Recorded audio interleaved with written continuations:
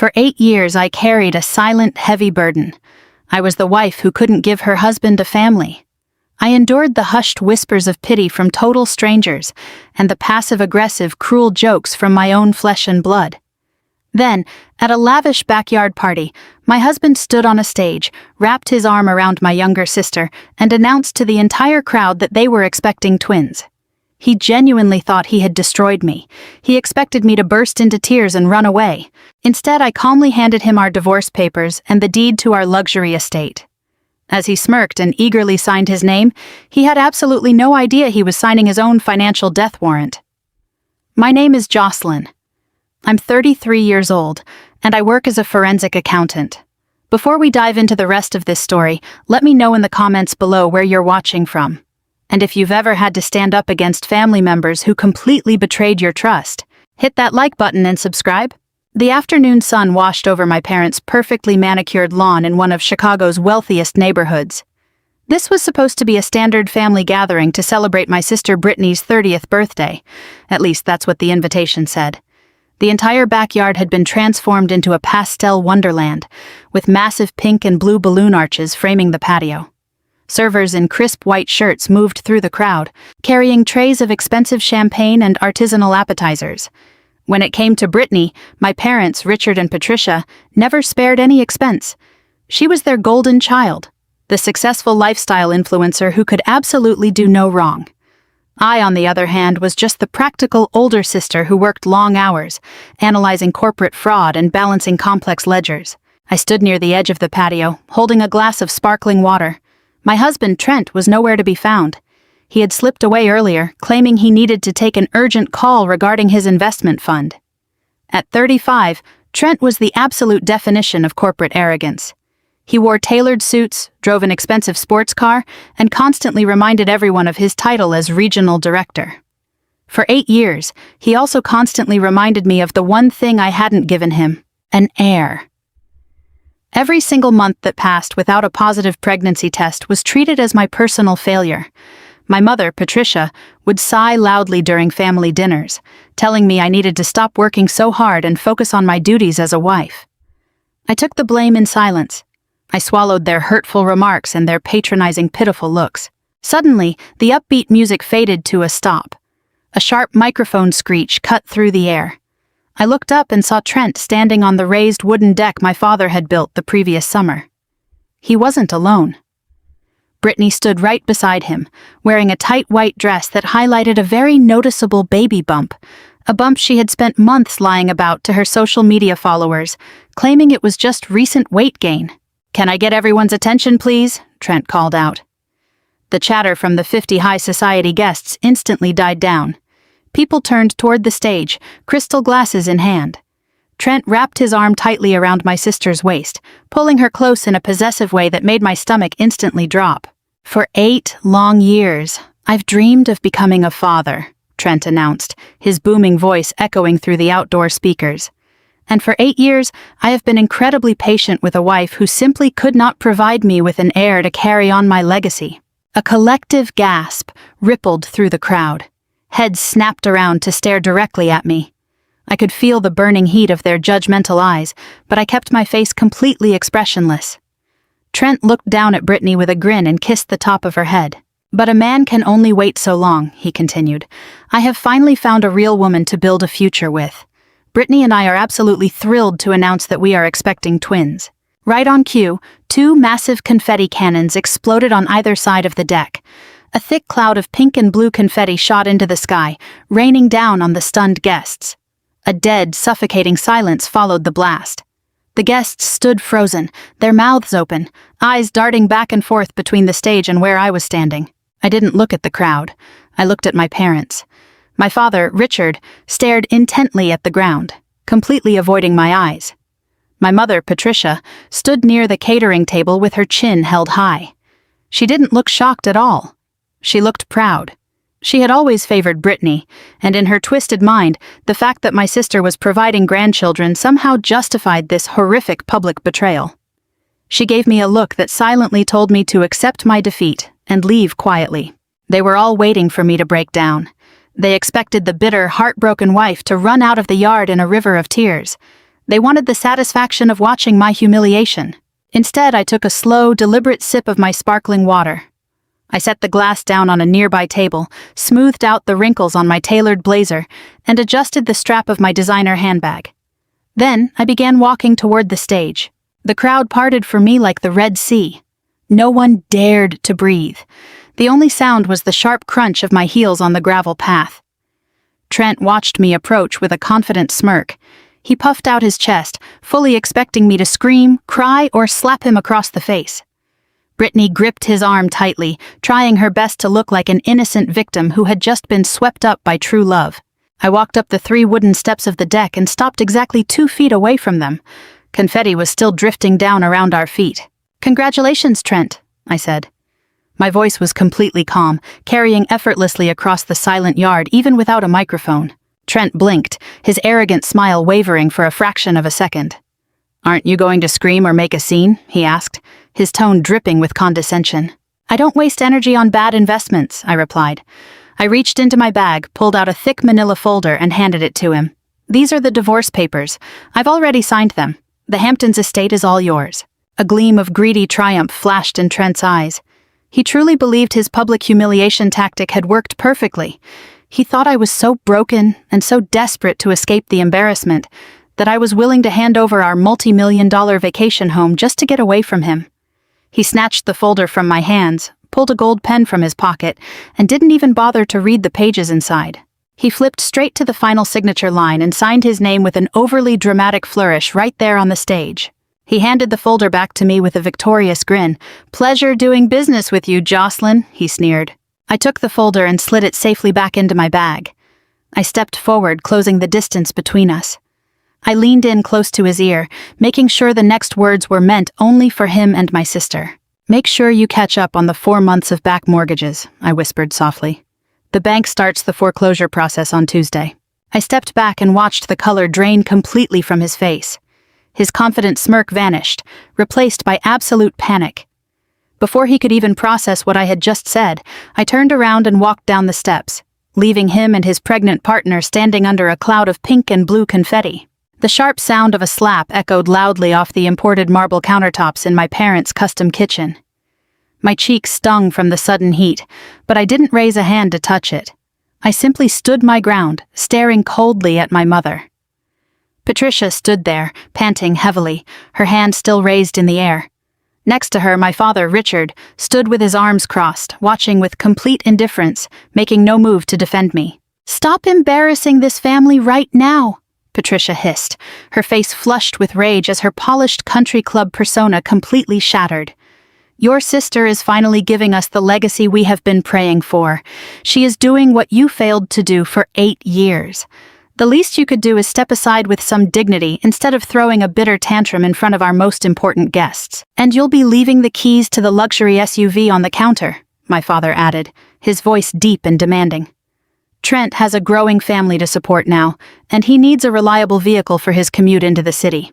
You can call a cab back to your apartment." I looked at them and saw the exact same parents who had forced me to hand over my high school graduation money just so Brittany could afford a designer wardrobe for her college sorority rush.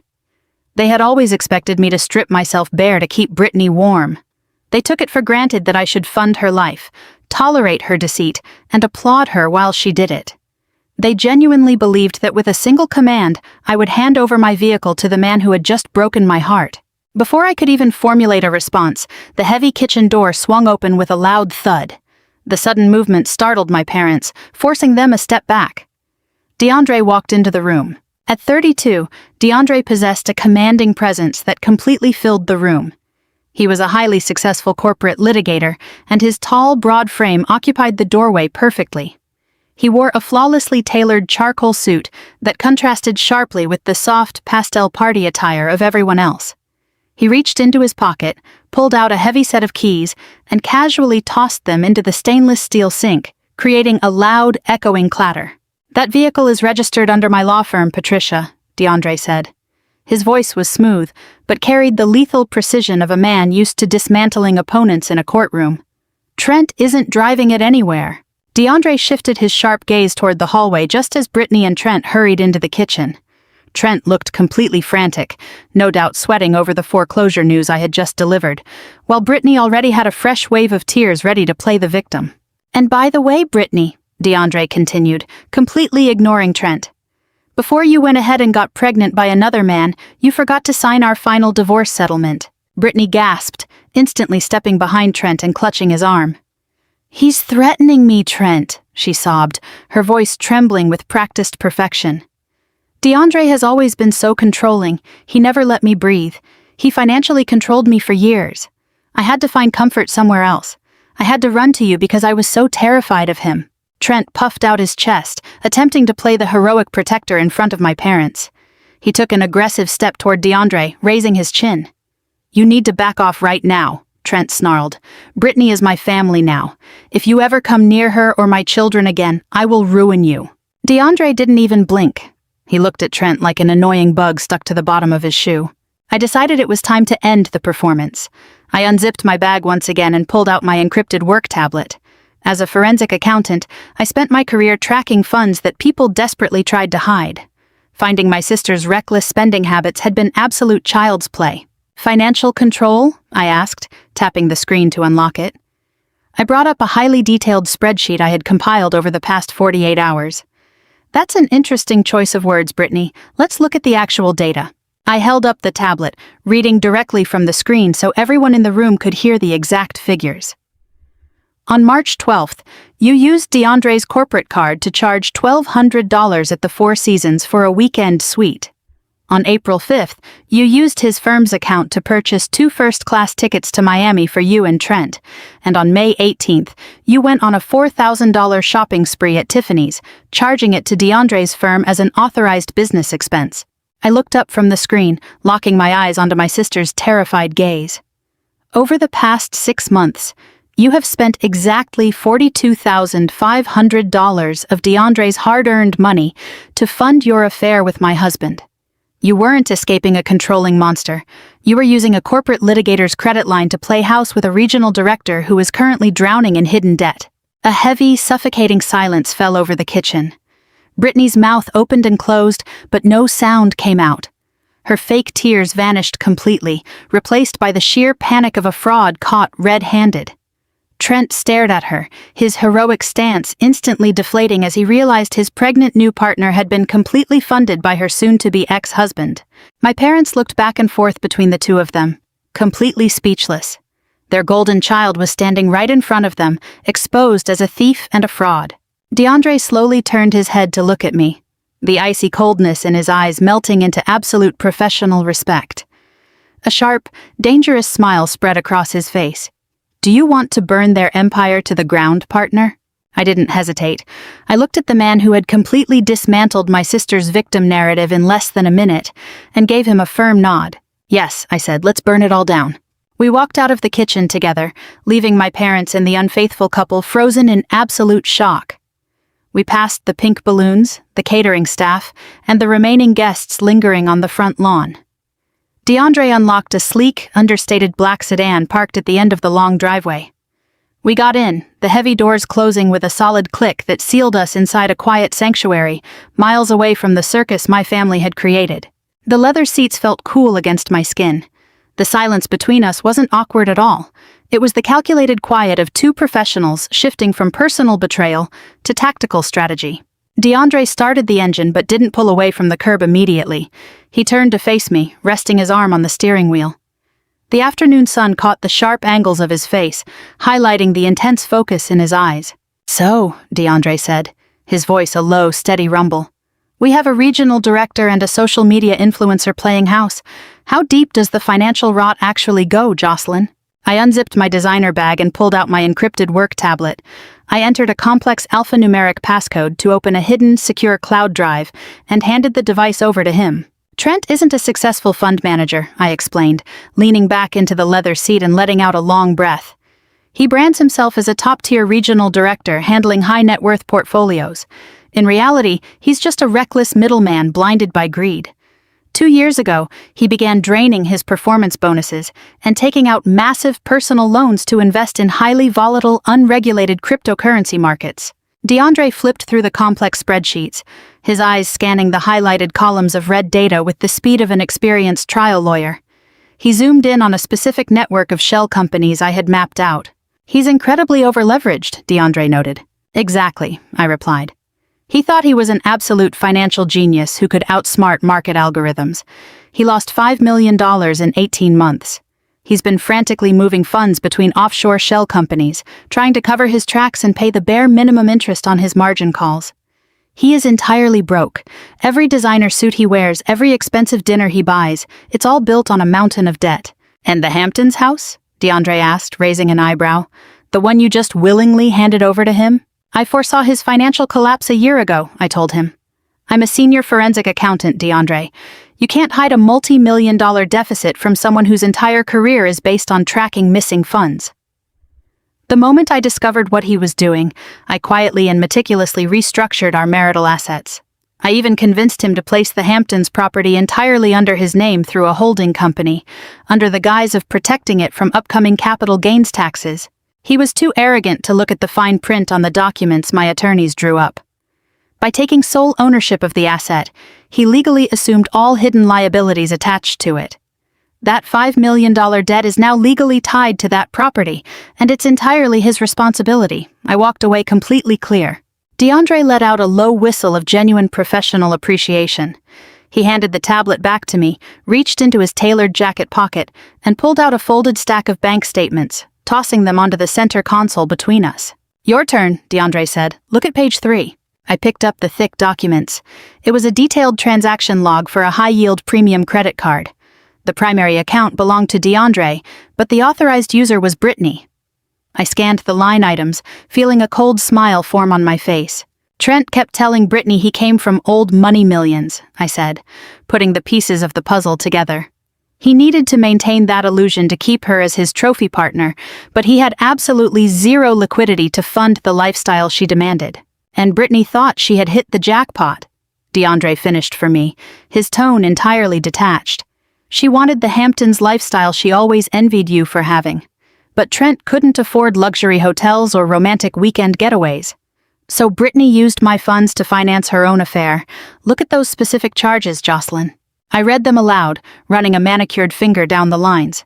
$4,000 at the Ritz-Carlton in Manhattan, $2,000 for a couple's spa package in Aspen, $800 for a private helicopter tour over the Hudson, and $5,000 at a luxury boutique in Paris. A trip she claimed was a solo yoga retreat. "She used my firm's capital to buy him the illusion of wealth," DeAndre said, his grip tightening slightly on the steering wheel. "Trent is a broke fraud using your sister for access to my bank accounts, and your sister is a gold digger who accidentally tied herself to a bankrupt criminal." The irony of their situation was absolutely poetic. My parents had just mortgaged their self-respect to celebrate a pregnancy built on a foundation of total financial ruin. Brittany thought she had stolen a wealthy prize. Trent thought he had secured a beautiful, naive partner to provide him an entry into a wealthy trust. They were two parasites draining each other, completely unaware that the hosts had already cut off the supply. "We have everything we need to dismantle them," DeAndre said, shifting the car into drive. "I'm officially filing the divorce paperwork first thing Monday morning at 8 a.m., and I'm including a massive civil suit against her for intentional dissipation of marital assets. I'll handle freezing every single account she has access to, and I'll make sure Trent can't even afford a defense attorney to help her," I replied.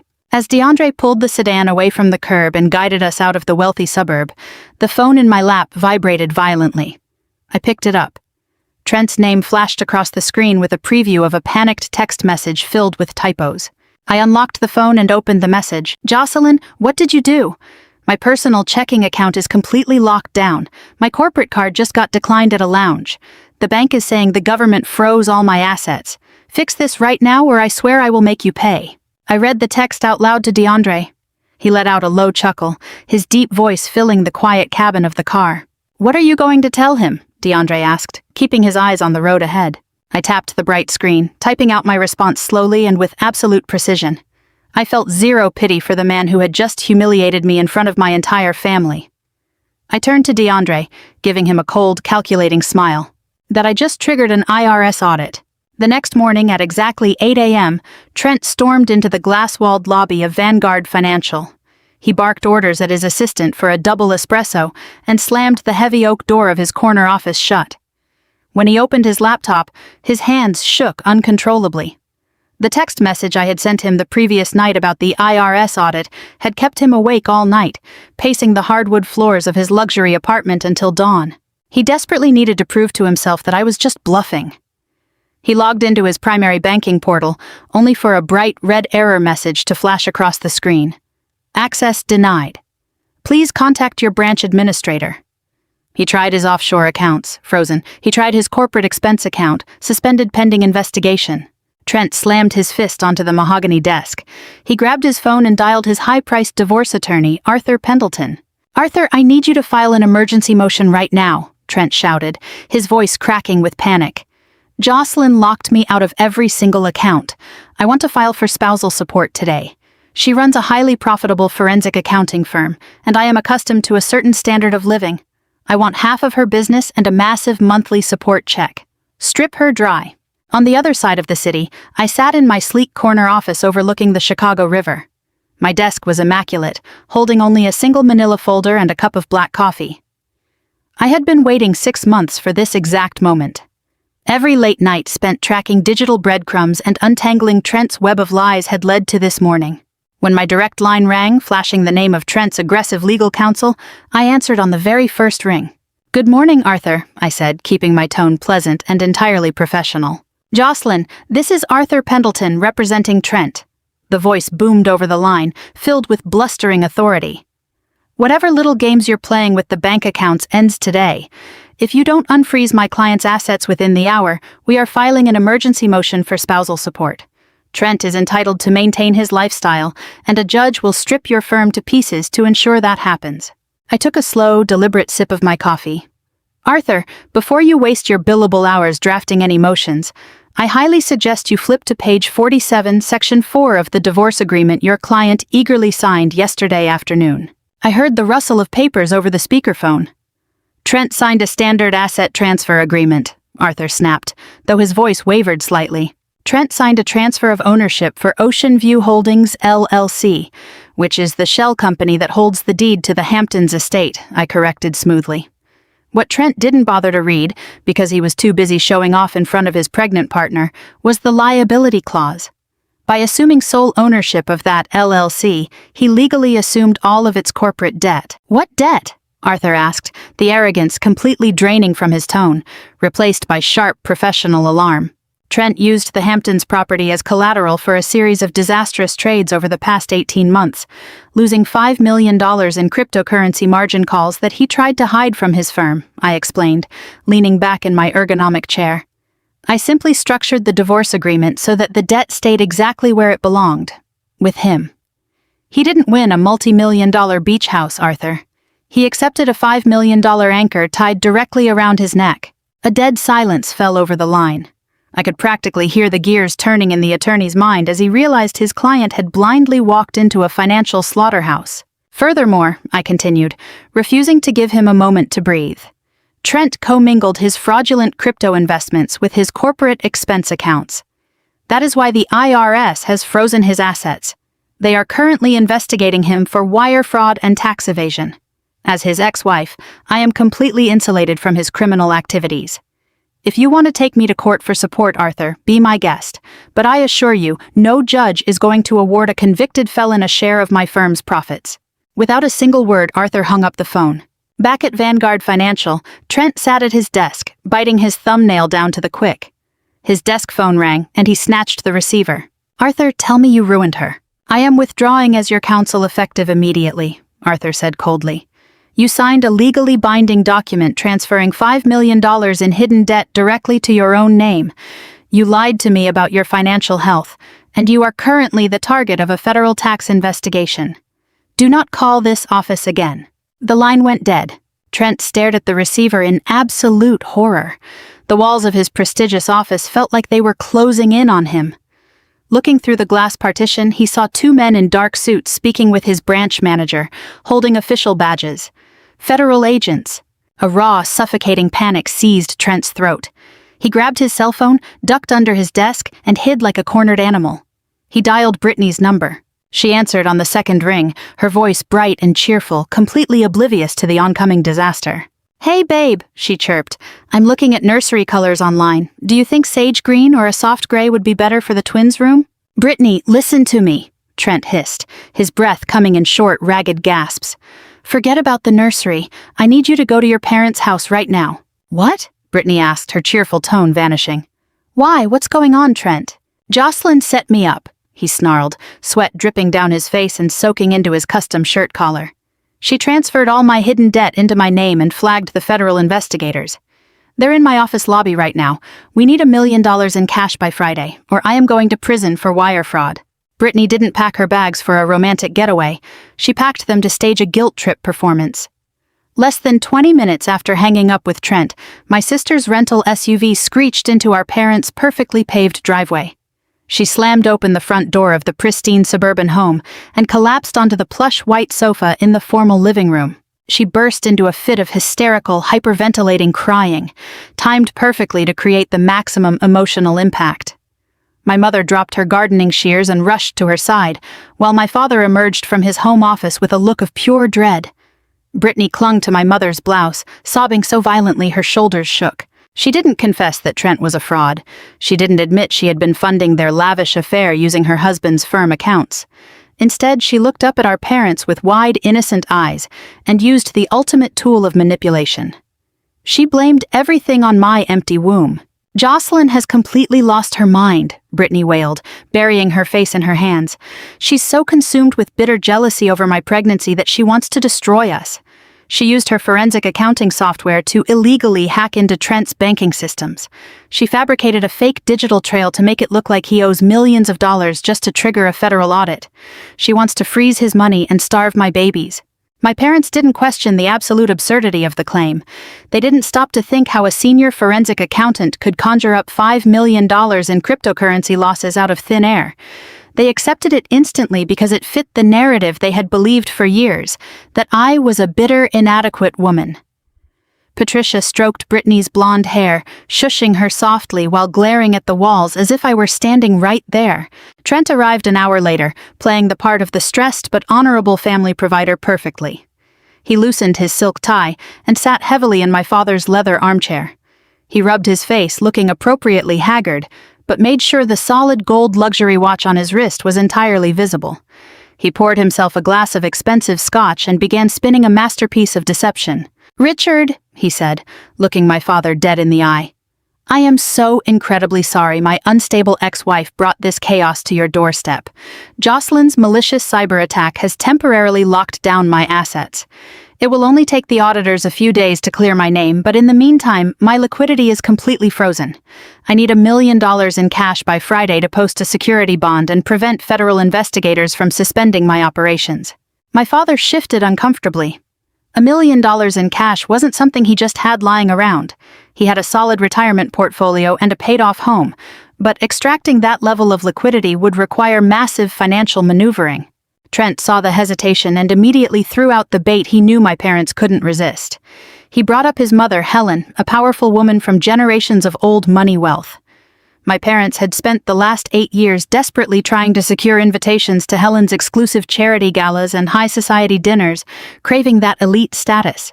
"You both know about my mother's massive family trust," Trent continued, leaning forward and lowering his voice as if sharing a corporate secret.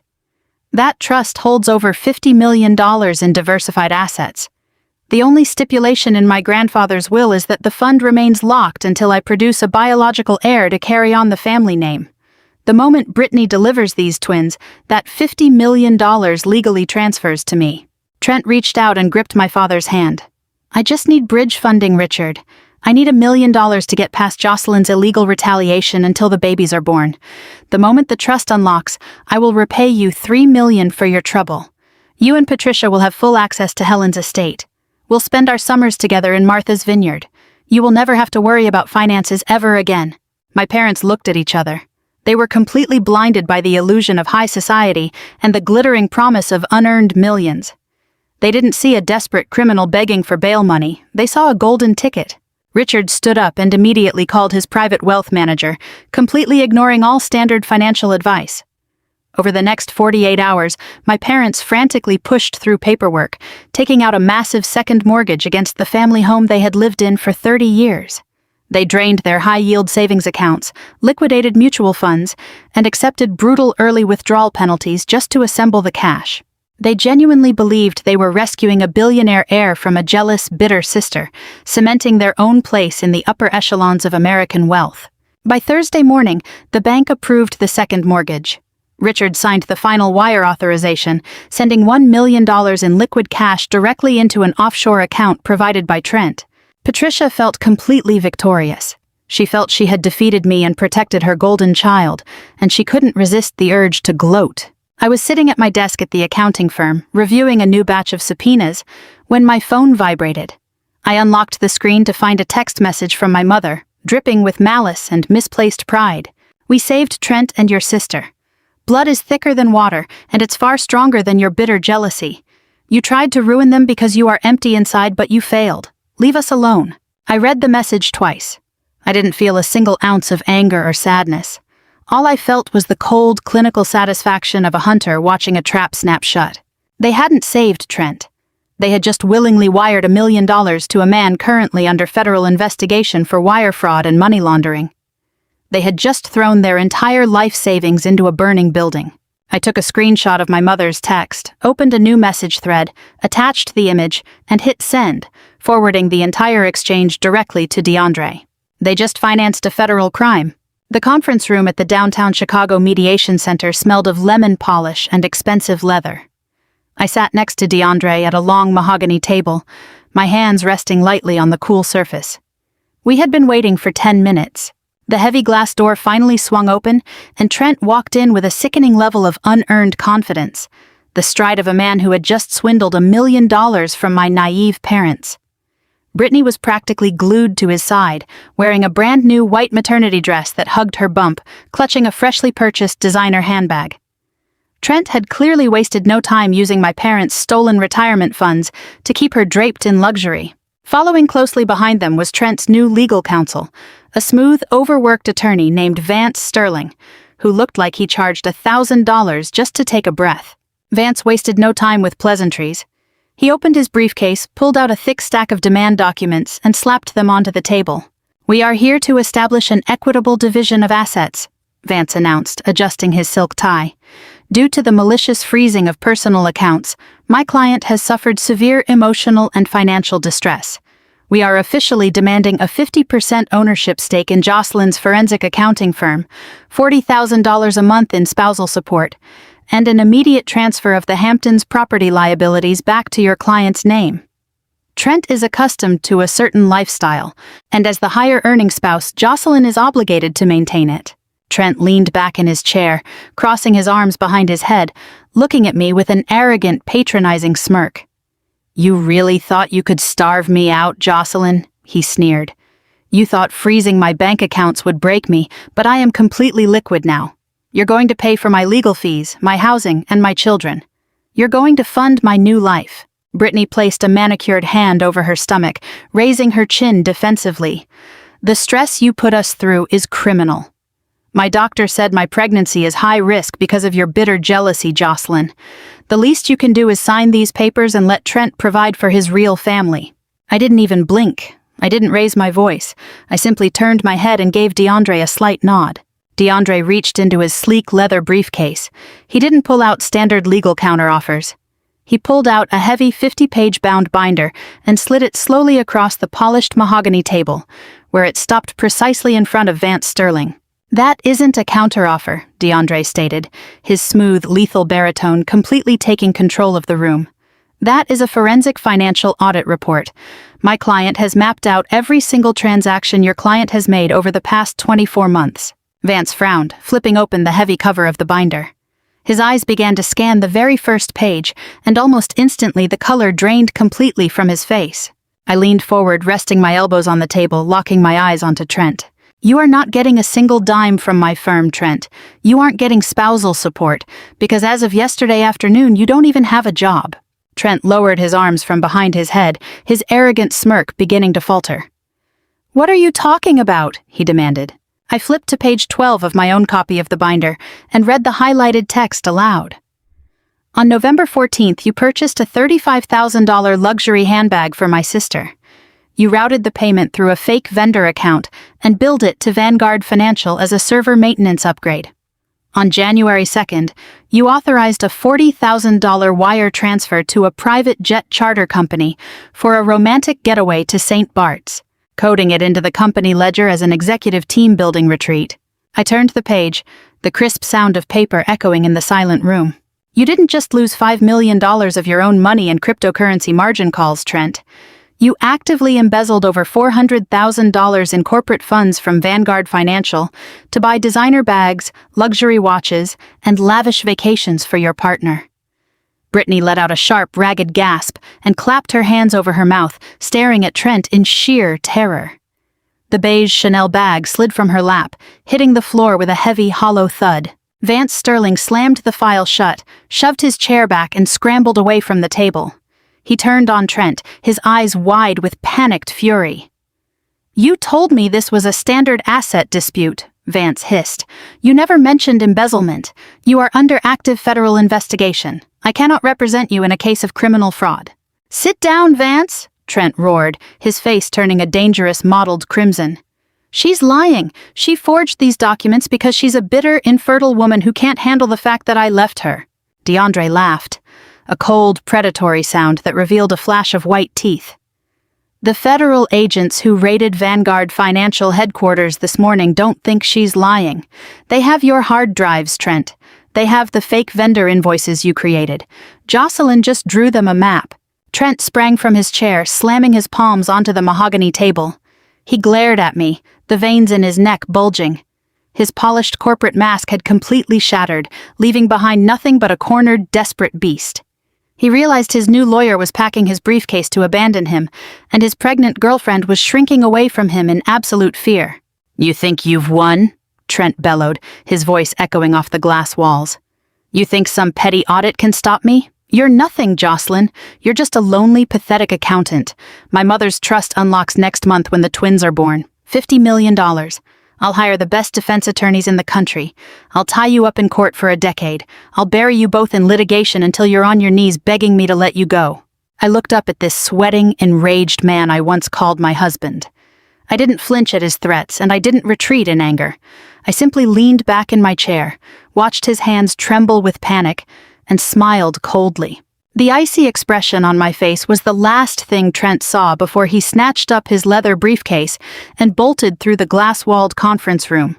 His expensive shoes thundered against the tile, the sound emphasizing his total loss of control. Vance Sterling didn't follow. Instead, the soon-to-be ex-attorney sat with his head in his hands, contemplating the professional and ethical disaster his client had just dragged him into.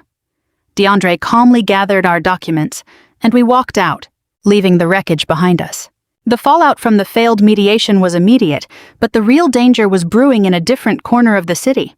The next morning, a heavy cream envelope was hand-delivered to my office by private courier. It was sealed with the unmistakable wax stamp of the Thornton family. Helen Thornton never sent texts or emails when there was serious business to conduct. She issued summons. The brief, elegant script demanded my immediate presence at her estate. At 68, Helen was the undisputed matriarch of the Thornton Empire. She possessed a sharp, calculating intellect that her son had failed to inherit. While Trent played the role of a financial genius, Helen was the one who actually controlled the family wealth that funded his illusions. Later that afternoon, I drove through the towering wrought iron gates of the Thornton estate. The long driveway was lined with centuries-old oak trees, leading to a massive stone mansion that radiated quiet, immovable power. A silent butler led me through the marble foyer into the sun-drenched conservatory, where Helen was waiting. She sat bolt upright in a high-backed chair, a delicate porcelain teacup held in her manicured hand. She didn't look like a woman preparing to welcome new grandchildren. She looked like a general assessing a battlefield. "Sit, Jocelyn," Helen commanded, her sharp gray eyes locking onto mine. I sat opposite her and set my handbag on the floor. Helen didn't bother with pleasantries or small talk. She set her teacup down on the saucer with a sharp, resonant clink. "My son called me yesterday in a state of absolute hysteria," Helen began, her voice steady but laced with dangerous authority. "He claimed you launched a malicious cyber attack against him. He said you fabricated millions in debt out of pure jealousy because his new partner is carrying the Thornton heir. He expects me to advance his inheritance so he can fight you in federal court." I remained perfectly still, my posture relaxed, my expression neutral. "And what do you believe, Helen?" "I believe my son is a fool," Helen replied without hesitation. "Trent is prone to reckless exaggeration, and he has always been intimidated by your intelligence. And I know you, Jocelyn. You are a senior forensic accountant. You don't throw tantrums. You are calculating. You are a strategist. You would never surrender a multi-million-dollar property or walk away from a 10-year marriage without a winning hand." She leaned forward, her piercing gaze dissecting my calm demeanor. "You served the Hamptons' house to him on a silver platter.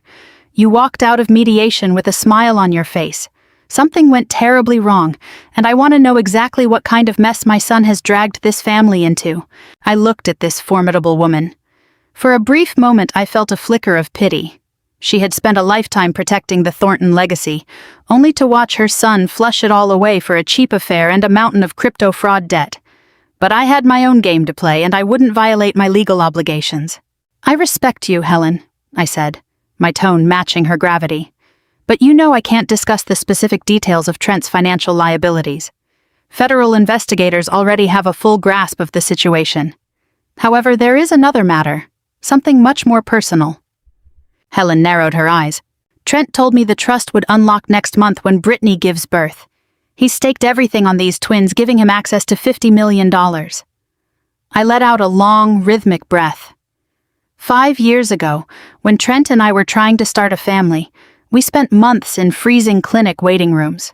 We went through endless, invasive tests. When the final results came in, Trent crumbled. His ego was shattered. He couldn't bear the thought of anyone in his elite social circle knowing the truth." "What truth?" Helen demanded, her voice dropping to a dangerous whisper. "He brought a legal document to our kitchen table," I continued, eyes locked on hers. "He refused to even discuss alternatives like adoption or donors before I signed it. It was a binding medical confidentiality agreement drafted by his corporate lawyers. I was legally barred from discussing his biological fertility results with anyone, including his own mother. I signed it because I loved him, and I wanted to protect his fragile ego." Helen's face froze completely. The silence in the conservatory became heavy and suffocating. She was an incredibly intelligent woman. It didn't take long for her mind to piece the fragments together. If Trent demanded an absolute gag order regarding his fertility, the problem was with him. He was completely infertile. "I am a professional, Helen," I broke the silence.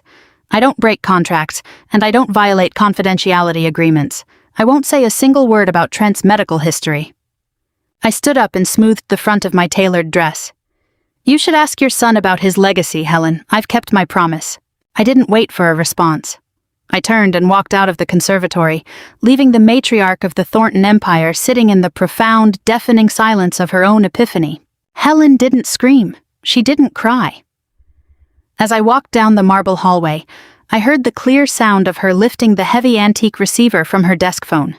Her voice echoed slightly, carrying the lethal precision of a woman who had just realized her legacy was being hijacked by a gold-digging fraud. "Get my son on the phone," Helen commanded her assistant, her voice as cold as liquid nitrogen. "And cancel every engagement for this weekend. I'm hosting a grand family celebration dinner for Trent and his lovely new partner. Send an invitation to Richard and Patricia, too. It's time we all sit down and celebrate the future of this family." A guttural roar tore from Trent's throat. Scrambling up from the marble floor, he lunged straight for Brittany, his hands clawing toward her neck. Brittany screamed in sheer terror, shielding her face with her arms as she slid to the ground. But Trent never even touched her. Before he could get close, DeAndre moved. In a blur of calculated, devastating motion, he intercepted Trent mid-air, grabbing him by the lapels of his tailored suit. Showing a terrifying display of pure physical dominance, DeAndre spun Trent half a turn and slammed him face down onto the heavy oak dining table. The violent impact rattled the antique crystal glasses and sent silverware clattering to the floor. DeAndre pinned Trent's arm painfully behind his back and pressed his forearm firmly into the back of his neck, locking him completely flat against the polished wood. Trent thrashed, screamed curses, and kicked his legs, but DeAndre held him down with effortless force. "Assaulting a pregnant woman?" DeAndre said, leaning down close. His deep voice remained perfectly calm, echoing right into Trent's ear. "That's another felony, Trent. And considering the federal agents waiting right outside that door, I strongly suggest you stop resisting." As DeAndre easily held Trent against the table, the heavy double doors of the living room swung wide open. 3 federal agents in dark tactical coats stepped into the room, their badges gleaming under the crystal chandelier, flanked by 2 of Helen's large estate security guards. The trap hadn't just closed, it was bolted shut. "Trenton Thornton," the lead agent barked, his voice echoing off the vaulted ceiling. "You are under arrest for federal wire fraud, corporate embezzlement, and conspiracy to commit financial extortion." DeAndre stepped back casually, adjusting his cuffs, as the agents hauled Trent up from the table. They slammed him against the wall, wrenching his arms behind his back. The heavy steel handcuffs clicked into place with a sharp sound that echoed through the room. Trent struggled frantically, his face contorting into an ugly, pathetic mask of pure panic. "Mother, do something!" he screamed, his voice cracking into hysterical sobs. "You can't let them take me like this. I'm your son!" Helen sat perfectly still in her high-backed velvet chair. She slowly smoothed a non-existent wrinkle on her tailored blazer. "Take this criminal out of my sight," she ordered the agents, completely ignoring his desperate pleas. "He is trespassing on Thornton property." The agents dragged Trent across the priceless Persian rugs. He kicked and screamed, shouting profanities at Helen, at DeAndre, and finally at Brittany.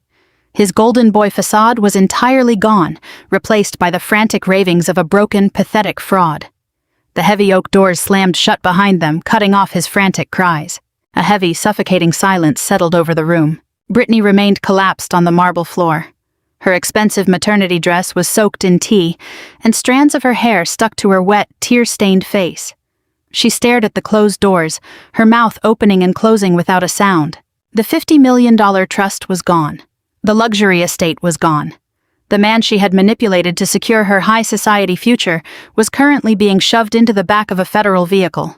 She had nothing left but clinic debt and fatherless twins.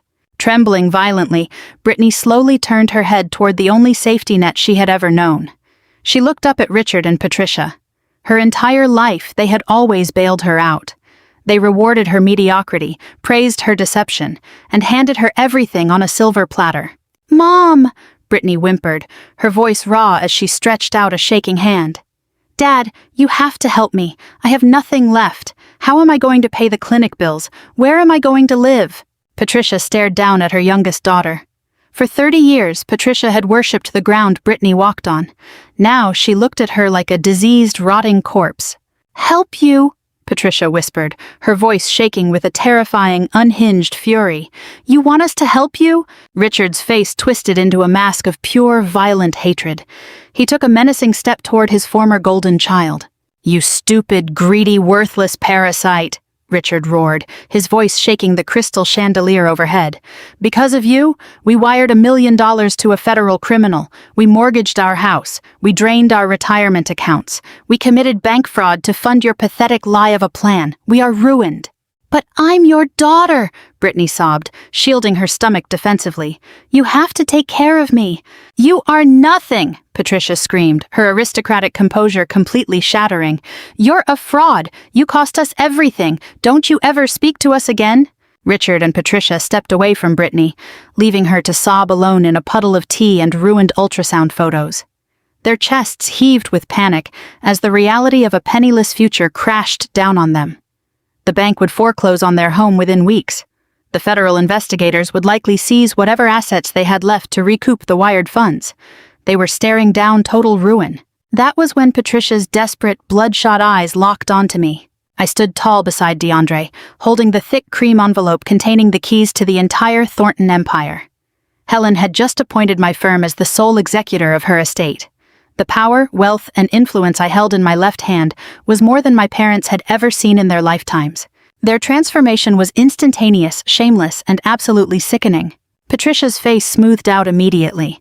The vicious, screaming banshee vanished, replaced by a desperate, flattering caricature of a loving mother. She rushed across the room, hands reaching out as if to pull me into a warm embrace, with Richard trailing close behind in a pathetic display of submission. "Jocelyn, darling," Patricia pleaded, her voice dripping with fake sweetness. She stopped a few feet away, deterred by the icy look DeAndre flashed her.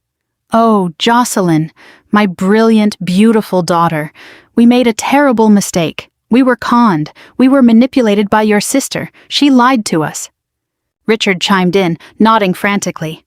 "You know how she is, Jocelyn. She wove this massive web of lies, and we were just trying to protect the family. But you see the truth now. You know we've always believed in your firm." I looked at the two people who had raised me.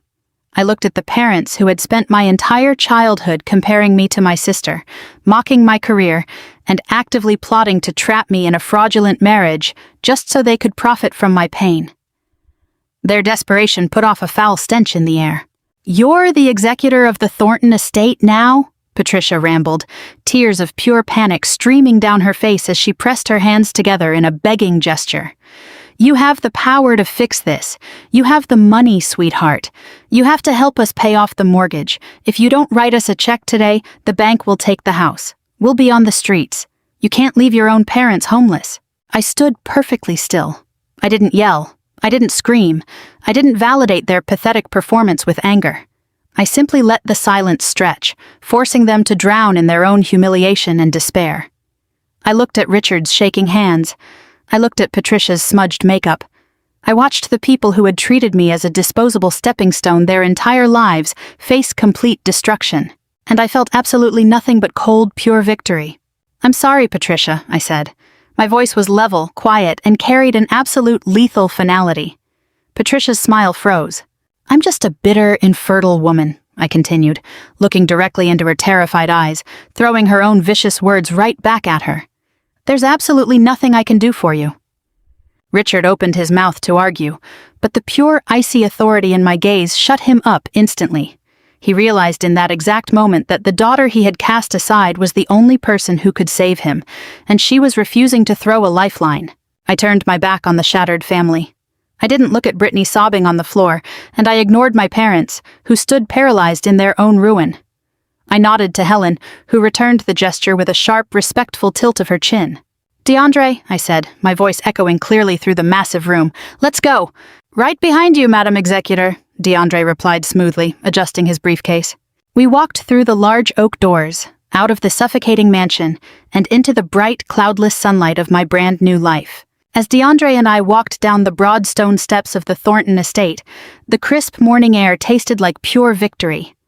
Behind us, the muffled sounds of my parents' panicked sobbing were completely swallowed by the roaring engine of DeAndre's waiting luxury sedan. Neither of us spoke as we slid into the leather seats. There was no need for empty small talk. The family conflict was officially over. Now it was time to unleash corporate devastation. I instructed the driver to take us directly to the headquarters of my forensic accounting firm. For 8 years, I had played the role of the quiet, supportive wife. I had smiled politely at corporate dinners while Trent bragged and pretended to be a financial titan. He truly believed his offshore crypto wallets and shell companies were invisible. He severely underestimated the woman who balanced his ledger every single night. Stepping into my glass-walled office, I felt a surge of lethal energy. My team of senior analysts was already assembled, waiting for my signal. I placed my encrypted hard drive in the center of the massive mahogany conference table. This drive contained every single forged ledger, illegal wire transfer, and deleted email that Trent thought he had scrubbed from his firm's servers. He had been running a massive crypto Ponzi scheme, skimming funds from his own high-net-worth clients to sustain his lavish lifestyle and fund his fake empire. "Compile the final dossier," I instructed my lead analyst. "Don't miss a single decimal point. Cross-reference the offshore routing numbers with the fake accounts he set up in the Cayman Islands." In less than 2 hours, we possessed an airtight 300-page forensic report detailing exactly how Trent had manipulated blockchain transactions to hide his rampant embezzlement. I personally drafted the cover letter to the Securities and Exchange Commission. The federal agents who had dragged Trent out of Helen's living room only had half the puzzle. They had arrested him based on a preliminary tip regarding domestic wire fraud. This package I was submitting to the SEC guaranteed a tidal wave of federal felony charges. I clicked send, watching the delivery confirmation pop up on the screen. Trent's corporate grave was officially dug, and I had personally poured the concrete over the coffin. DeAndre sat across from my desk, sipping a glass of bourbon from my private collection. He watched me execute the final blow with a look of deep professional admiration. But DeAndre had his own loose ends to tie up. Brittany had ruined my marriage, but her betrayal of DeAndre was just as staggering. She had still been legally married to him when she frantically tried to trap Trent. She had drained DeAndre dry, emptying their joint accounts to fund her designer wardrobe and maintain her illusion of independent wealth while hunting for a bigger target. "My turn," DeAndre said, his voice a low, dangerous rumble. He opened his leather briefcase and pulled out a thick stack of legal documents bound in stark blue folders. He hadn't just drafted a standard divorce settlement. DeAndre had engineered a legal masterpiece of absolute financial destruction. He was filing a massive civil lawsuit against Brittany for extreme financial fraud during the marriage. He had bank records proving she illegally moved hundreds of thousands of dollars from his private accounts into hidden trusts. And the most lethal piece of evidence was the $60,000 wire transfer to Genesis Elite Fertility Clinic. She had stolen her legal husband's money to purchase anonymous donor Jingza to secure her fake pregnancy with Trent. "I'm filing this with the family court in exactly 1 hour," DeAndre stated, sliding a copy across the desk for me to see. "I've already petitioned the judge for an emergency freeze on every asset tied to her social security number. By noon, she won't even be able to buy a cup of coffee. I'm arguing absolute marital fraud. The prenuptial agreement she forced me to modify is completely void. She gets 0 alimony. She gets 0 assets. She leaves this marriage with exactly what she brought into it, absolutely nothing." I read through the documents, marveling at the ruthless efficiency of his strike. Brittany had spent her entire life stepping on everyone around her, confident she would never slip. She had mocked my supposed infertility. She had conspired with our parents to strip me of my dignity. Now she was facing a crushing mountain of clinic debt, a massive civil suit, and fatherless twins she couldn't afford to raise. It was the absolute definition of poetic justice. Just as DeAndre was packing his briefcase, the phone on my glass desk buzzed loudly. It was an Instagram notification. I rarely used the app, but I had set alerts for Brittany's account weeks ago, anticipating the inevitable crash. Brittany had just gone live. I cast my phone screen onto the massive smart display on my office wall. DeAndre and I sat in absolute silence as the broadcast connected. Brittany was sitting in the driver's seat of her rented Range Rover. The lavish backdrop of the Thornton estate was gone, replaced by the gritty, cracked concrete of a strip mall parking lot. Her face was an absolute disaster. The expensive makeup she had applied that morning was smeared with black mascara tears. Her hair was a tangled mess. She stared into the camera lens with wide, frantic eyes as the viewer count climbed rapidly. 10,000, 50,000. Within minutes, over 100,000 people were watching. She had spent years cultivating an audience of 500,000 followers by selling them an illusion of effortless wealth and a beautiful lifestyle. Now, she was turning to them as a desperate last resort. "Hey guys," Brittany choked out, a forced, pathetic sob catching in her throat. "I really need to talk to you. I'm in a really dangerous situation right now, and I need my community." She wiped her nose with the back of her hand, looking directly into the camera like a wounded animal. "My family has completely turned on me," she cried, her voice trembling with fabricated fear. "My sister Jocelyn and my ex-husband DeAndre have teamed up to ruin my life out of pure jealousy. They're trying to take my babies away. They're trying to put me on the street.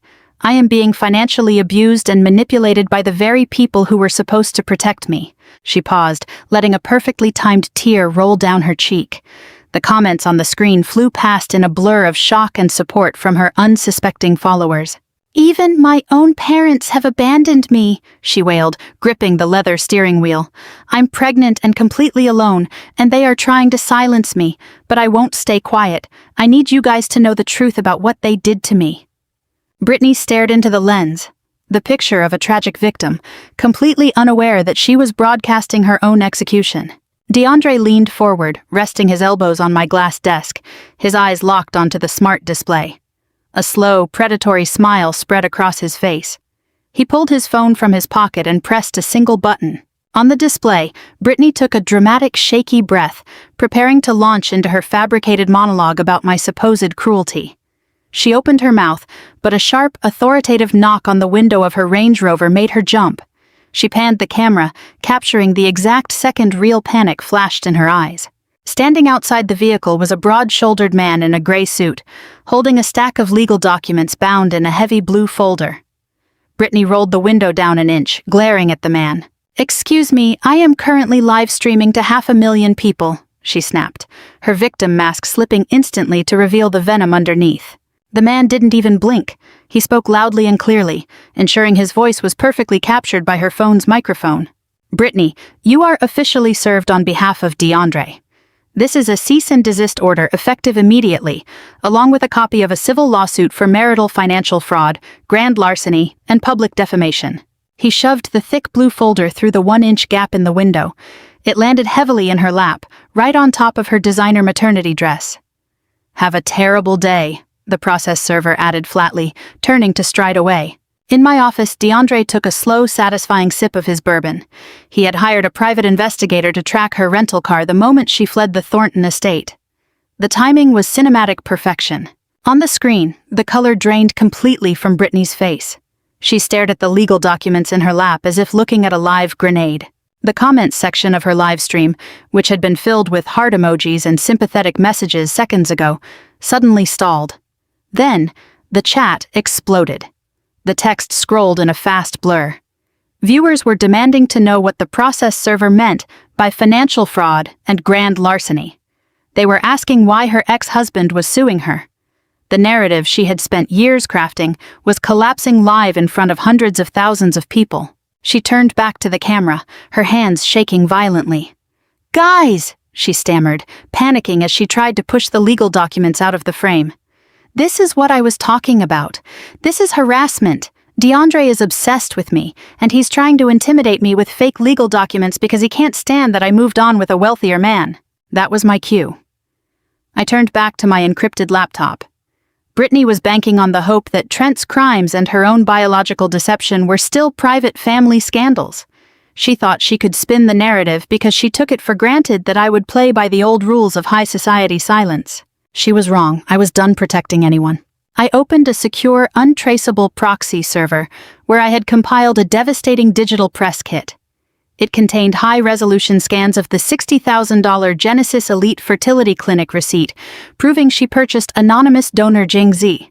It contained the unsealed bankruptcy filings and SEC confirmation codes of Trent's massive crypto Ponzi scheme. And I attached the bank logs proving Brittany used DeAndre's money to fund her fake pregnancy. I selected the tip lines for TMZ, Page 6, The Wall Street Journal, and the 5 largest celebrity gossip accounts on Instagram. I didn't attach a long message. The files spoke for themselves. I clicked send, blasting the absolute naked truth to a hungry media pack. The digital slaughter was incredibly fast. Less than 5 minutes later, the gossip accounts broke the story, posting the clinic receipts and SEC fraud documents directly onto their feeds, tagging Brittany's handle. The internet moved at lightning speed, and her own audience brought the evidence right into her live chat. I watched the smart display as Brittany tried to squeeze out more tears, begging her followers to wire her money for a legal defense fund. But the chat had completely turned. "Wait, Trent is broke?" One comment flashed across the screen. "She bought the babies? The twins aren't even Trent's," another read. "TMZ just posted the clinic receipt. She's a total fraud." Brittany looked at the comments. Her jaw dropped. Her eyes darted wildly across the screen as she realized the entire world was currently downloading the receipts of her deception. She let out a terrified, choking gasp. "No," she whispered, pulling her hands to her face. "No, no, no, those are fake. Jocelyn fabricated those. My sister is a sociopath." But the avalanche had already started, and it was crushing her in real time. A banner notification appeared at the top of her live stream. It was a pinned direct comment from the official account of Luna BBE, the luxury maternity brand that paid Brittany massive monthly endorsement fees. Luna BBE official. In light of the developing allegations of severe fraud and grand larceny, we are terminating our brand partnership with Brittany effective immediately. We do not support financial exploitation. Brittany let out a high-pitched shriek as she read the comment. "Wait, Luna BBE, please, this is a misunderstanding." She begged the screen, abandoning all dignity. Seconds later, a high-end organic baby food company dropped her in the chat. Right after that, a boutique lifestyle brand announced they were severing ties and demanding their advance back. Her sponsorships were dissolving in front of 500,000 witnesses. She was losing every single stream of income by the second. The viewer count at the top of the screen began to plummet. 500,000 dropped to 400,000, then 300,000. Her followers weren't just leaving the stream, they were actively hitting the unfollow button on her profile. The chat was a wall of clown emojis, trash can icons, and the word fraud typed out in all capital letters. She wasn't a glamorous influencer anymore. She was a national joke, a desperate scammer caught red-handed. "Get away from me," Brittany screamed at the camera, her voice tearing into a hysterical, ugly screech. "You're all jealous haters. You don't know anything." She slapped at her phone screen frantically, hitting buttons in a panic. The feed froze on her tear-stained, terrified face for one glorious second, and then the screen went completely black. The stream was over. I leaned back in my leather office chair, closing my laptop with a soft, satisfying click. I looked up at DeAndre, who raised his glass of bourbon in a silent toast. We had systematically dismantled her entire existence, and we hadn't even raised our voices. 2 days after the live stream disaster, the final remnants of Richard and Patricia's manufactured reality collapsed entirely. The foreclosure notice arrived via certified mail, a thick, legally binding packet that landed heavily on the island of their imported kitchen. Patricia's hands shook violently as she tore open the seal, her eyes scanning the dense legal jargon. The bank wasn't just demanding the house back for the massive loan they had taken against it. The federal government had stepped in. The Department of Justice had officially frozen and seized the $1 million they had wired to Trent's offshore account. The funds had been flagged, intercepted, and liquidated by the SEC to compensate the hundreds of crypto investors Trent had scammed. The money was gone. There was no appeals process, no legal loophole, and no connections they could call upon to borrow high society favors. They had willingly financed a federal fugitive, and the government had stripped them bare. Richard sat at the kitchen chair, staring blankly at the granite countertop. The golden child they had staked their entire retirement on was finished. Brittany was facing years in federal prison, with zero employment prospects, completely toxic to the public, and currently relying on a public defender to fight DeAndre's brutal civil suit because she couldn't afford a real lawyer. The social circle Richard and Patricia had spent decades clawing their way into abandoned them instantly. Calls to their wealthy friends went straight to voicemail. Their country club membership was quietly revoked. They had exactly 30 days to vacate the premises before the bank seized the property and changed the locks. They had no savings, no assets, and absolutely nowhere to go. Panic stripped away their dignity. They packed what few belongings could fit into the trunk of Richard's aging sedan and drove straight into Chicago, arriving in the downtown financial district just as a freezing rainstorm swept in from Lake Michigan. They illegally parked outside my luxury high-rise apartment building, their clothes soaking instantly as they rushed toward the grand glass entrance. Inside the polished marble lobby, they looked entirely out of place, the illusion of high society completely washed away. Patricia's hair clung to her face, her designer coat ruined by the downpour. Richard looked incredibly old, his back hunched, his shoes leaving dirty tracks on the spotless floor. They rushed toward the concierge desk, frantically demanding to be taken to my penthouse. The doorman, a pristine professional, stepped firmly from behind the desk, blocking their path to the private elevators. He held up a hand, his voice polite but unyielding. "The resident has left strict instructions with security that she is not accepting unannounced visitors. I must ask you to leave or I will call the police." "We are her parents," Patricia screamed, clutching the edge of the security desk, her voice cracking with hysteria. "You can't throw us out into the rain. You don't understand. We lost everything. We just need to talk to our daughter. Jocelyn has to help us. She's the executor of the Thornton estate. She has billions. She can fix this. Please, just make a call up to her." A soft chime echoed through the wide lobby. The polished silver doors of the private elevator slid open, and I stepped out, standing tall in a sharp charcoal suit that radiated absolute authority, with DeAndre walking beside me as a silent, imposing wall against their chaos. I didn't rush. I walked slowly across the marble floor, watching desperate hope ignite in my parents' eyes. "Jocelyn!" Patricia sobbed, lunging forward. The doorman stepped in to intercept, but I raised a single hand, signaling him to step back. Patricia stopped a few feet away, tears streaming down her face, mixing with the cold rain. "Oh, sweetheart, thank God, you have to help us. We made a terrible mistake. Brittany lied to us, Trent lied to us, we lost the house, the government took our retirement."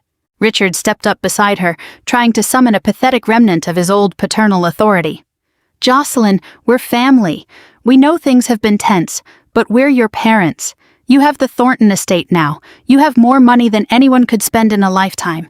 You have to help us pay off the mortgage. Just write a check to the bank, and we can put all this ugliness behind us. We can be a family again." I didn't yell. I didn't raise my voice. I looked at the two people who had spent my entire childhood comparing me to my sister, mocking my career, and actively plotting to trap me in a fraudulent marriage just so they could profit from my pain. I reached into my designer leather tote bag and pulled out a neatly folded piece of printer paper. Richard reached out eagerly, his hands trembling as he practically snatched the paper from my grasp, expecting a promissory note, a bank draft, a financial lifeline. He unfolded the paper quickly, his eyes scanning the black text. His face fell, the desperate hope draining instantly into pure, hollow shock. It was a printed list of low-income housing rentals, public assistance programs, and food pantries located in the furthest outskirts of the city. I looked at them, absolute ice in my veins. My voice was calm, clear, and entirely devoid of pity. "I'm sorry, Patricia," I said, watching her eyes widen in horror. "I'm just a bitter, infertile woman. There's absolutely nothing I can do for you. You once told me I needed to learn to be independent. Richard, now it's your turn." I turned away, not waiting for their protests, the inevitable screaming, or the begging. I walked straight toward the revolving glass doors with DeAndre close at my side, leaving them entirely alone in the lobby, clutching a piece of waste paper that represented the absolute reality of their new lives. The federal courthouse was a cold, unforgiving place, a far cry from the glittering corporate dinners and velvet-roped VIP lounges Trent used to frequent. The air inside smelled of harsh floor wax and stale coffee, with flickering fluorescent lights casting sick shadows over the worn wooden benches. I sat quietly in the very first row of the gallery, waiting for my name to be called. Trent sat at the defense table looking completely broken. His tailored Italian suits and expensive imported watches were gone, replaced by a faded, ill-fitting gray suit provided by the public defender. His perfectly styled hair was a messy nest, and his trademark arrogant posture had collapsed into a hollow, sunken-eyed panic. He was facing multiple federal counts of wire fraud and embezzlement, and he knew, with absolute certainty, that he had zero defense. The prosecution called their star witness. I stood up, the rhythmic click of my heels echoing in the dead silence of the courtroom as I walked through the heavy oak swinging doors. I wore a sharp navy blue blazer, my face a mask of absolute professional detachment. I wasn't taking the stand as a scorned, vengeful ex-wife. I was called as the prosecution's chief expert forensic accountant. I raised my right hand, took the oath, and took my seat in the witness box. The lead federal prosecutor stepped forward, handing me a copy of the 300-page financial dossier I had personally compiled and submitted to the SEC weeks ago. For the next 2 hours, I dismantled Trent's entire financial existence with clinical, emotionless precision. I didn't raise my voice, and I didn't show a single ounce of anger or vindictiveness. I just read the data. I guided the judge and the jury through the labyrinth of his deception. I explained the exact offshore routing protocols he used to illegally divert funds from high-net-worth clients. I detailed the architecture of his fake crypto wallets, dissecting how he artificially inflated numbers to create the illusion of massive returns.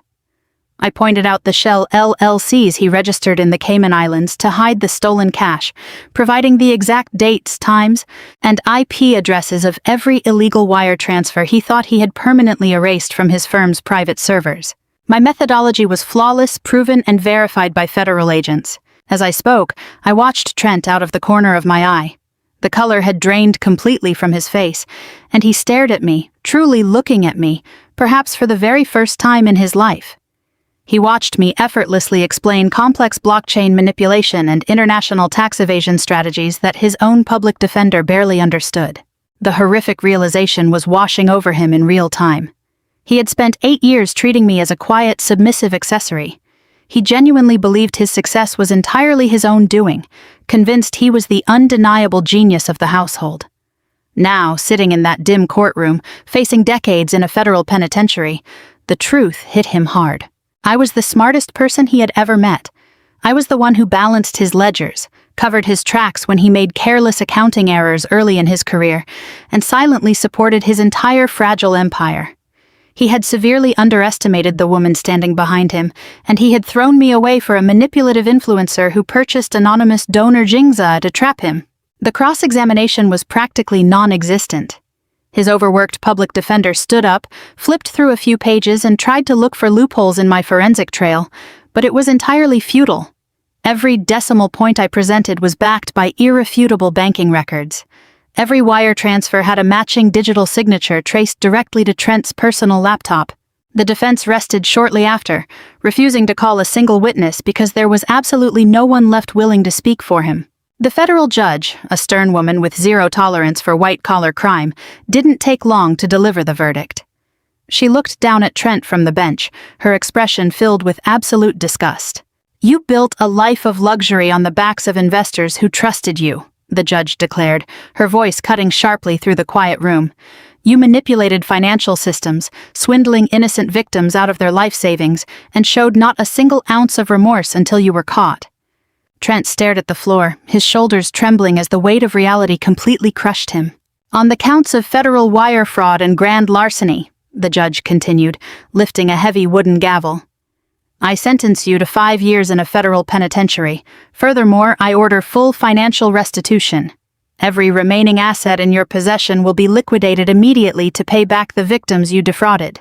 The gavel came down with a sharp crack, sealing his fate. 2 armed federal marshals stepped forward immediately, grabbing Trent by the arms and hoisting him roughly to his feet. The heavy steel handcuffs clicked around his wrists, the sound echoing through the room. As the marshals dragged Trent toward the side door leading to the holding cells, he twisted his neck to look back at me. His eyes were wide and frantic, pleading silently for a shred of sympathy, searching for any small sign that the woman who had loved him for 8 years was still in there. I looked straight back at him. I didn't smile and I didn't frown.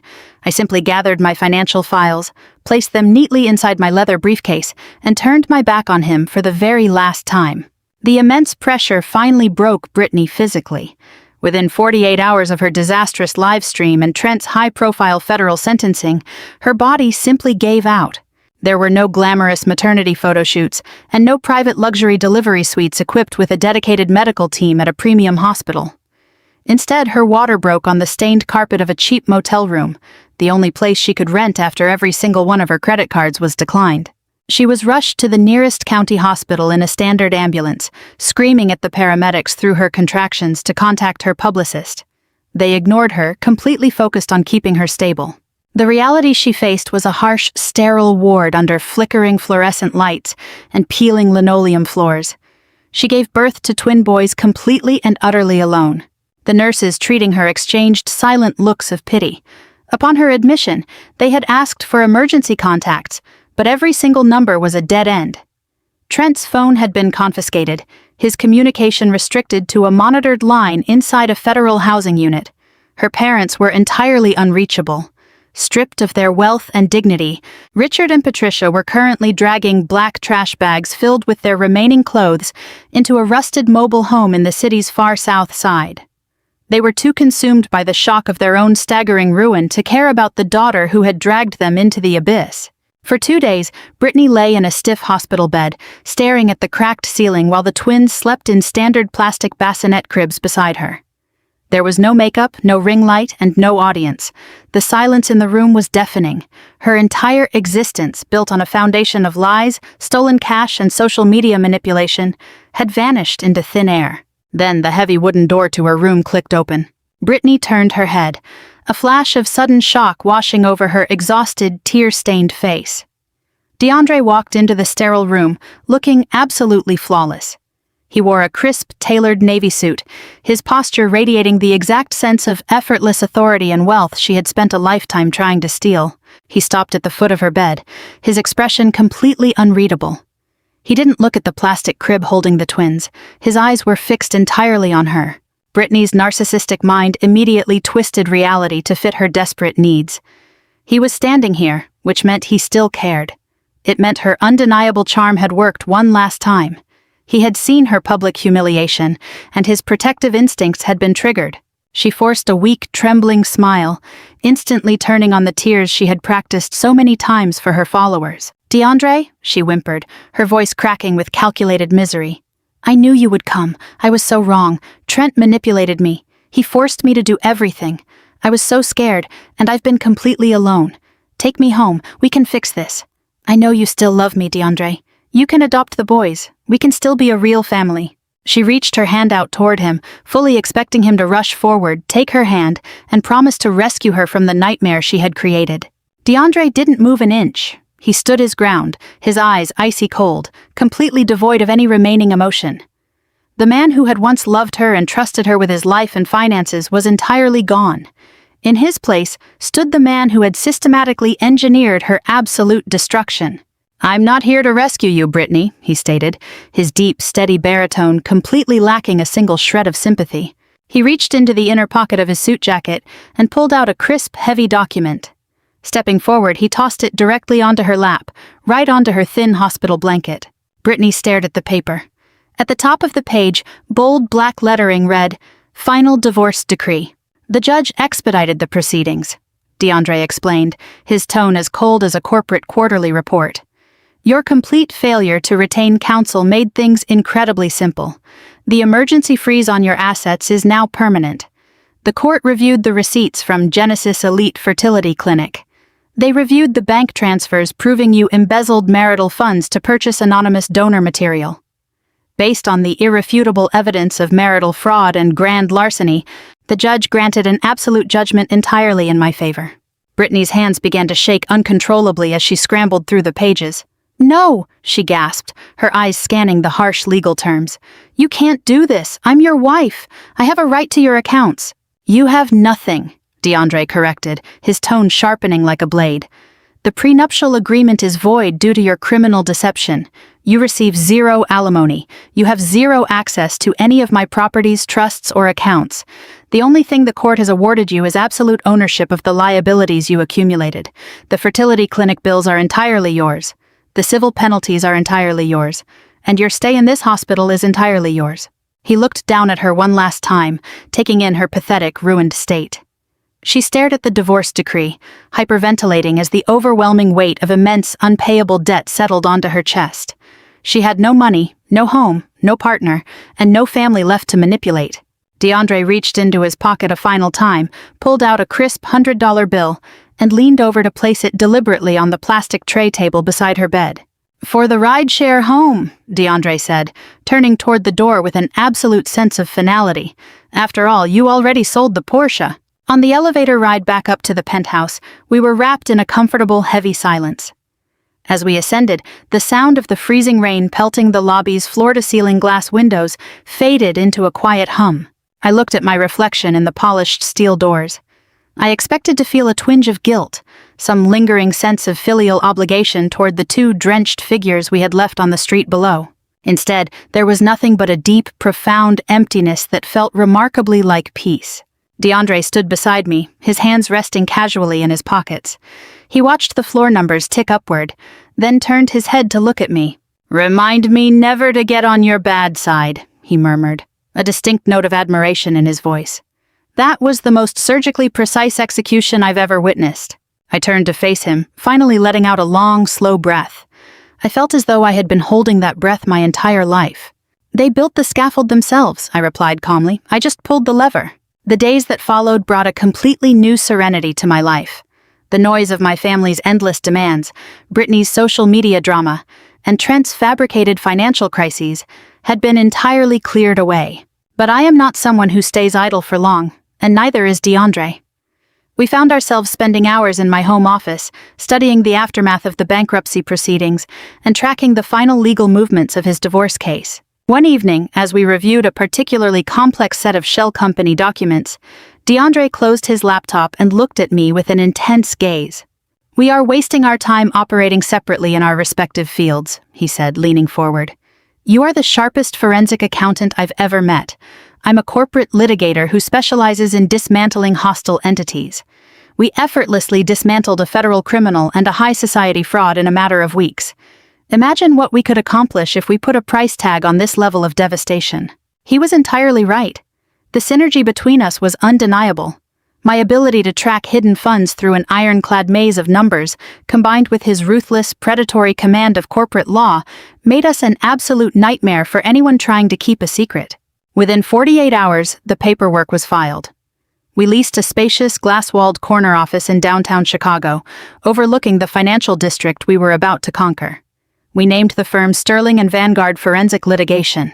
The name sounded established, expensive, and intimidating, because we were. The high society financial circle is incredibly small, and corporate gossip travels faster than a wire transfer. We didn't even need to run advertisements. The details of Trent's spectacular downfall had already become legendary in boardrooms and premier country clubs. Everyone knew he was sitting in a federal housing unit, but more importantly, the power players knew exactly who put him there. They knew about the woman who had quietly compiled a 300-page dossier that left the SEC completely speechless.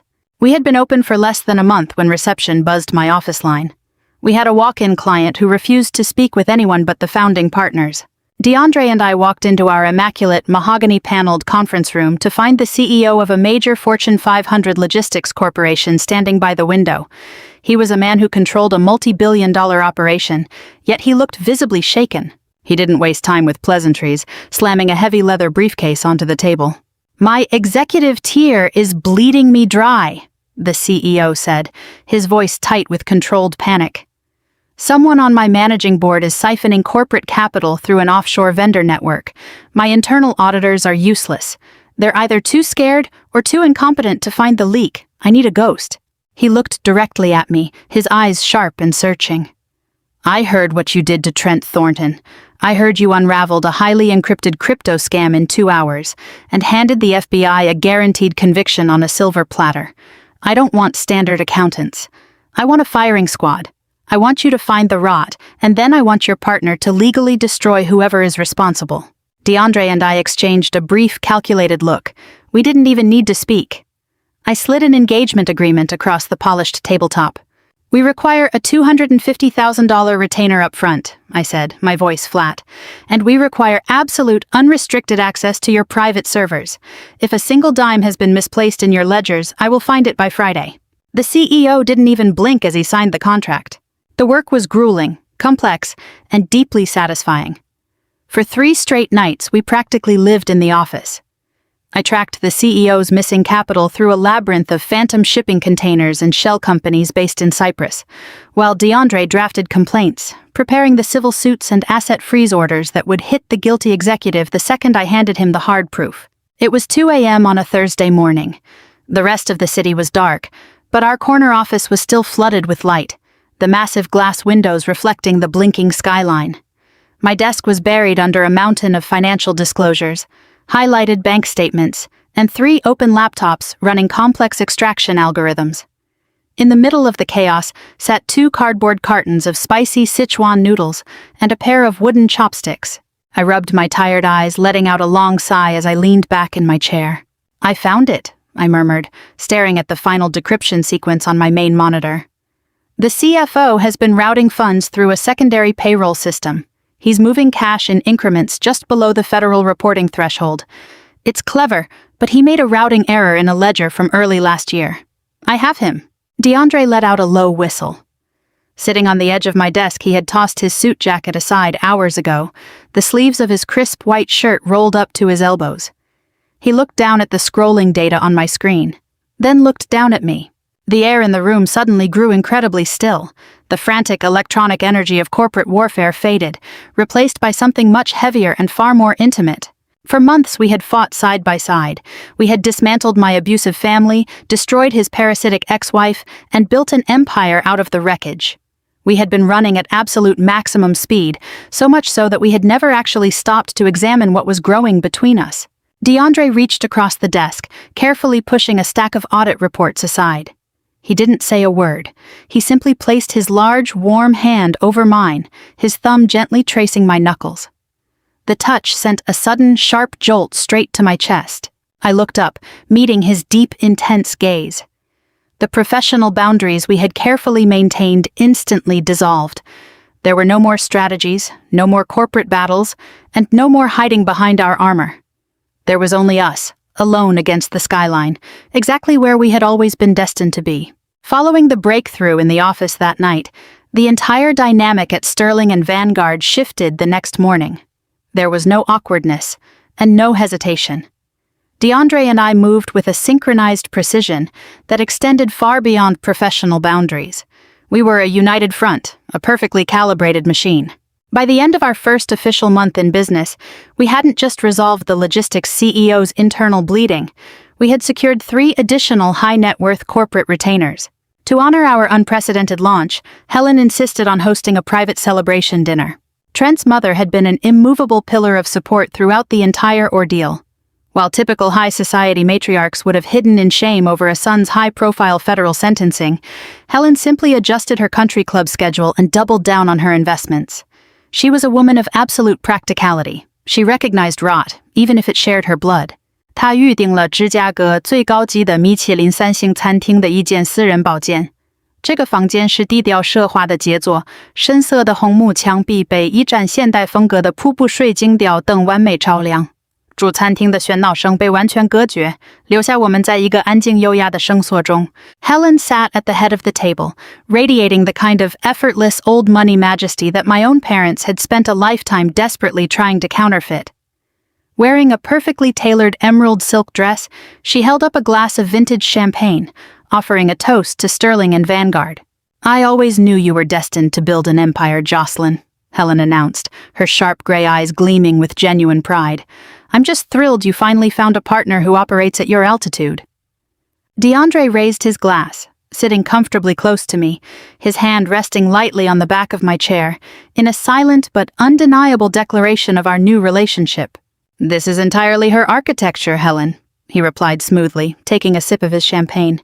"I'm just the legal artillery. Jocelyn is the sniper." Helen let out a rich, throaty laugh that echoed warmly through the private room. "Oh, please! I read the corporate filings you drew up for that logistics firm, counselor. The two of you are the most terrifying legal and financial combination this city has seen in a decade." The multi-course tasting menu was a culinary symphony, but the food took a back seat to the profound sense of belonging that washed over me. I was sitting in a 3-starred establishment, opposite my former mother-in-law, with my hand resting discreetly on the thigh of the man who had once been married to my manipulative sister. We were a strange, beautiful constellation, brought together by the complete annihilation of the toxic parasites who had tried to destroy us. When the impeccable staff cleared our final dessert plates and poured the post-dinner espressos, Helen's demeanor shifted. The celebratory lightness settled into something deeper and incredibly serious. She reached into her vintage Chanel handbag and pulled out a worn small velvet box. It looked ancient, the deep blue fabric slightly faded at the corners, speaking to decades of careful preservation. She placed it gently on the immaculate white tablecloth and slid it toward me. I looked at the box, then looked up at Helen. Her sharp, commercial expression had softened completely. "Open it," she instructed softly. I popped the small brass latch and lifted the lid. Resting on an aged cream satin cushion was a stunning diamond and sapphire brooch. The design was intricate, crafted in the shape of a blooming lotus flower, with a massive, flawless sapphire at its center surrounded by a halo of brilliant diamonds. The craftsmanship was undeniably vintage, the kind of bespoke jewelry passed down through generations, kept locked inside heavy steel bank vaults. "Helen," I breathed, staring at the priceless heirloom. "I can't accept this. It's far too valuable." "That brooch belonged to my great-grandmother," Helen said, her voice steady but thick with emotion. "She smuggled it out of Europe, sewn into the lining of her coat. It passed to my grandmother, then to my mother, and then to me. It is a piece of the Thornton legacy meant strictly for a true daughter of this family." I looked up, my vision blurring slightly. "Helen, Trent and I are divorced. I'm no longer a Thornton." Helen reached across the table, covering my hands with both of her own, her grip warm and intensely protective. "Trent was a biological accident," she stated, her words carrying the heavy weight of absolute truth. "He carried my blood, but he possessed none of my character, none of my integrity, and none of my strength. I mourned the son I thought I had a long time ago. But you, Jocelyn, you stayed, you stood your ground, and you protected my assets when you had every reason to let us all burn in the fire." She squeezed my hands tightly, looking directly into my eyes. "Trent is my blood relation, but you are my family, Jocelyn. You are the daughter I always wanted. You are the heir to my legacy, and I want you to wear it." A single tear broke free, tracing a hot path down my cheek. My own biological parents, Patricia and Richard, had treated me as a disposable commodity my entire childhood. They had abandoned me, belittled me, and finally tried to bleed me dry just to rescue their pathetic illusion of vanity. Yet here, in this quiet, luxurious room, the mother of the man who had betrayed me was crowning me as her true daughter. I picked up the heavy sapphire brooch, my fingers trembling slightly as I pinned it securely to the lapel of my blazer. It felt right. It felt like armor. "Thank you," I whispered, my voice thick with emotion. "This means everything to me." Helen smiled, a beautiful, genuine expression of pure peace. Then she slowly shifted her gaze from me, focusing entirely on DeAndre, her eyes narrowing slightly as she returned to the sharp, formidable matriarch who commanded boardrooms. "Take care of her, counselor," Helen said, her voice dropping to a serious, uncompromising register. "She is the best thing that ever happened to us. Don't ever let anyone underestimate her worth." DeAndre didn't hesitate, keeping his eyes locked with Helen's as his hand found mine under the table, gripping it with firm, unyielding strength. "I assure you, Helen," DeAndre promised, his deep, resonant vow echoing through the room. "I intend to spend the rest of my life ensuring that no one ever dares to try." 6 months later, the ashes of the Thornton Empire's wreckage had been completely blown away, leaving behind a stark, permanent new reality. Deep inside the cold concrete walls of a federal correctional facility, Trent shoved a cheap plastic brush into a stained toilet bowl. The harsh, suffocating smell of industrial bleach burned his nasal passages, a brutal contrast to the custom colognes he used to wear. His designer suits had been replaced by a coarse, faded khaki uniform that hung loosely off his shrinking frame. The man who once issued commands in lavish boardrooms and swindled millions from high society investors now spent 8 hours a day scrubbing the communal latrines of C Block. His once manicured hands were now raw, covered in splits and chemical burns. A corrections officer tapped a heavy baton against the metal doorframe, barking at Trent to hurry up. Trent flinched, lowering his head and keeping his mouth shut. The arrogant, untouchable golden boy had been entirely erased, replaced by a hollow, broken inmate facing 4 more years of painful daily humiliation. 1,000 miles away, the relentless, high-pitched beep of a barcode scanner formed the soundtrack to Brittany's complete downfall. She stood behind the checkout counter of a rundown discount dollar store in a bleak strip mall, wearing a stiff polyester uniform vest over a cheap t-shirt. Her feet throbbed painfully inside knockoff sneakers as she scanned expired coupons for impatient, aggressive customers who couldn't care less about her past life as a luxury influencer. There were no ring lights, no sponsored brand deals, and no adoring fans. When her grueling 10-hour shift finally ended, she boarded a public bus back to a cramped, windowless studio apartment that smelled faintly of mildew. She unlocked the flimsy door, only to be greeted by the simultaneous piercing wails of 2 infant boys. With no help, no money, and a mountain of legal debt from her fraudulent fertility clinic scheme that would garnish her minimum wage paychecks for the rest of her life, she collapsed onto a stained, second-hand mattress, staring blankly at the peeling paint on the ceiling, completely trapped in the poverty she had spent a lifetime trying to manipulate her way out of. Richard and Patricia were experiencing the brutal, unyielding reality of the working class as well. Stripped of their stolen retirement funds and forcefully evicted from their expansive estate, they had relocated to a rusted, drafty trailer park on the far outskirts of the city. To pay off massive federal penalties and keep the electricity running in their dilapidated mobile home, they were forced to take jobs as greeters at a giant big-box warehouse store. Richard, the man who used to brag about his country club golf handicap, now stood on hard concrete floors for 8 hours a day, handing out shopping carts and enduring the careless indifference of hurried shoppers. Patricia suffered a fate that was even worse. She was required to don a bright blue corporate vest and a plastic name tag, standing at the exit doors to check customers' receipts. One afternoon, a group of wealthy women from her former country club walked through the automatic doors. Patricia tried to turn her face away, but it was too late. The women paused, stared at her uniform, and exchanged looks of silent pity before walking past without saying a word. The social exile was absolute. They had lost the money, they had lost the status, and they had lost the dignity. Above the miserable existences of the people who had tried to destroy me, the air was crisp and perfectly still. I stood by the floor-to-ceiling glass windows of my Chicago penthouse, looking out over the glittering vast expanse of the city skyline. The city lights reflected off the glass, catching the brilliant sparkle of the vintage diamond and sapphire brooch pinned to the lapel of my tailored black silk gown. Helen's heirloom sat heavy against my chest, a constant, beautiful reminder of the empire DeAndre and I had built together. Sterling and Vanguard Forensic Litigation had become the most feared and respected boutique firm in the financial district, moving with ruthless precision to tear corporate fraud to shreds. The soft clink of ice against crystal drew my attention. I turned my head to see DeAndre walking across the polished hardwood floors, holding 2 glasses of expensive scotch. He had tossed his suit jacket and tie aside after a long, immensely profitable week at the firm, unbuttoning the top few buttons of his crisp white shirt. He looked incredibly handsome, the city lights casting sharp angles across his jawline. He stopped directly in front of me, handing me a glass. His gaze slid down my jawline, lingering on the sapphire brooch before locking onto my eyes. "To the smartest woman I know," DeAndre murmured, his deep, vibrating voice sending a warm shiver down my spine. We clinked our glasses together, the crystal ringing with a sharp, clear chime. I took a sip of the scotch, the complex, fiery bite of the liquor perfectly matching the electric tension hanging in the air. DeAndre gently reached out, taking the glass from my hand and placing it alongside his own on a nearby marble table.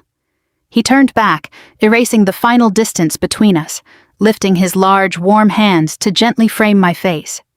His thumbs softly traced my cheekbones, his touch sending a rush of absolute certainty through my veins.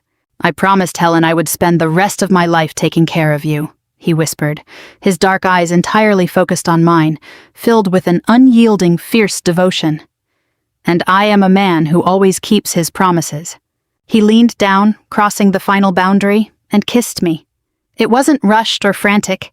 It was deliberate, passionate, and deeply rooted. All the unspoken romantic tension we had carefully navigated through months of corporate warfare and legal strategy finally erupted, replaced by a profound, undeniable connection. I wrapped my arms around his neck, pulling him closer, anchoring myself to the man who had stood firmly by my side while my entire world burned. When we finally parted, DeAndre wrapped his arms securely around my waist from behind, pulling my back flush against his broad chest. Leaning into his solid, protective warmth, I cast my eyes back out over the endless sea of city lights. My bank accounts were overflowing, my career was legendary, and the man holding me loved me with absolute, unwavering loyalty. The people who had tried to bury me in lies were currently drowning in the miserable reality they had manufactured for themselves. I smiled a slow, victorious smile of deep satisfaction. I hadn't just survived the fire they built to burn me down. I had harnessed the flames, melted away their fragile illusions, and forged an unbreakable crown for myself. The deepest lesson woven through these events is that true family is not strictly defined by blood, but by mutual respect, unwavering support, and genuine love. When one is trapped in a toxic environment, constantly belittled, scapegoated, or financially exploited by the very people who are supposed to protect them, the ultimate victory does not lie in bitter revenge. Instead, real triumph comes from turning away and courageously rebuilding your life completely on your own terms. Establishing firm boundaries allows you to replace manipulation and exploitation with an empire built from a place of authenticity and peace.